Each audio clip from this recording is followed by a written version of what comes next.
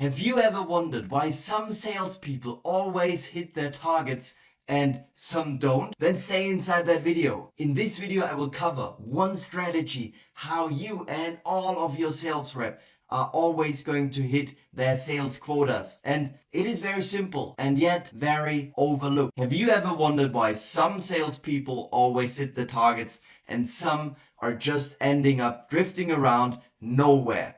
Then stay inside that video because I'm going to uncover one simple strategy which you and your whole sales team can use to get long-term value-based relationship and close more deals. So let me give you a little bit of context. When I started my career in sales, I thought, okay, I just need to send some cold emails, some cold calls, then make a meeting, a discovery call, and then a closing call, and then boom, magically customers appear. But it is not that simple. It is not how most books are teaching you that. So that sales funnel is definitely part of your whole sales process.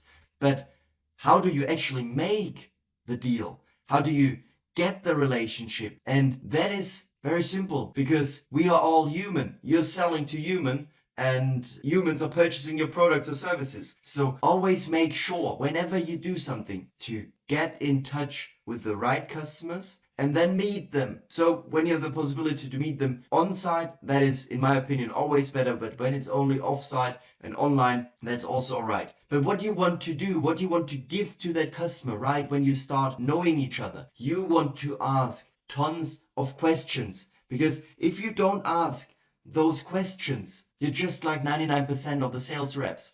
And you don't want to be that person. You want to get a real human connection. And that is very important. So when you start knowing each other, let's say you get the lead in, you are on a discovery call. Take the time. Don't pitch your product. Just ask questions. And in the end, when the prospect asks you if you can tell them more about your product or service, of course do it, but in a very short and simple way. You want to get the deep product discussion in the next call done. But in the beginning, you just need to learn how the other person is working, what triggers their emotions, and in which directions they would like to go. Because everyone has a different kind of topic why they want or why they don't want to work with you. So make sure to uncover that. Make sure also to get a little bit of personal discussion in the beginning, because people love to talk about themselves. People love to talk about their families. And if you're the one that enables them to talk about it, so it can be a little bit like a doctor sometime. And if you don't like the doctor methodology, then just be an interviewer, be a journalist who asks questions.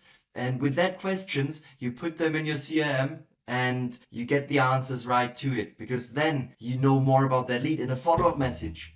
That can help you a lot, because then you can send a follow-up message and be like, hey Jim, how was your tennis match last Sunday? I just wanted to quickly follow up since I just remembered we didn't speak again. So uncover those personal things and then keep going.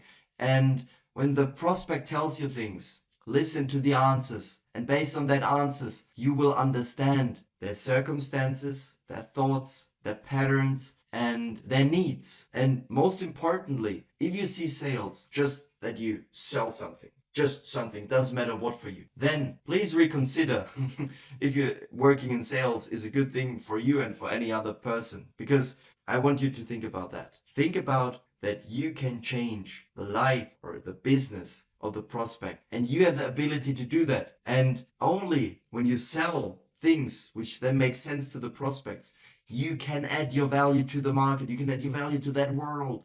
So always make sure to listen, to uncover their needs, and then tailor your product or software to the needs of the prospect.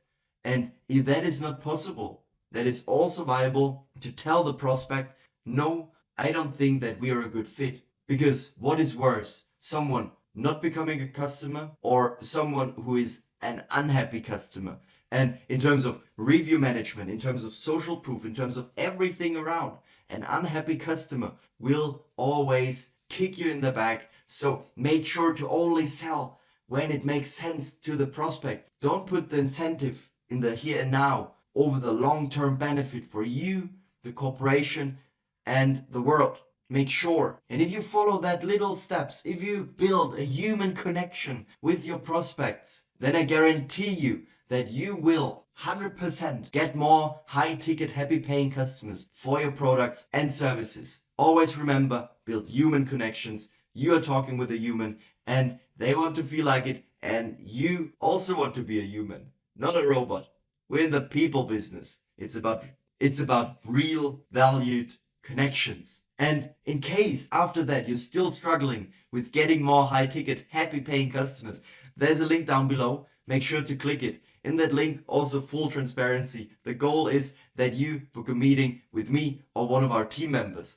And also, no worries if you don't click it, if you don't want to go to the funnel page. But just in case, I thought it's worth mentioning. And then, other than that, I wish you a wonderful day. Make sure to subscribe and stay awesome. Bye bye.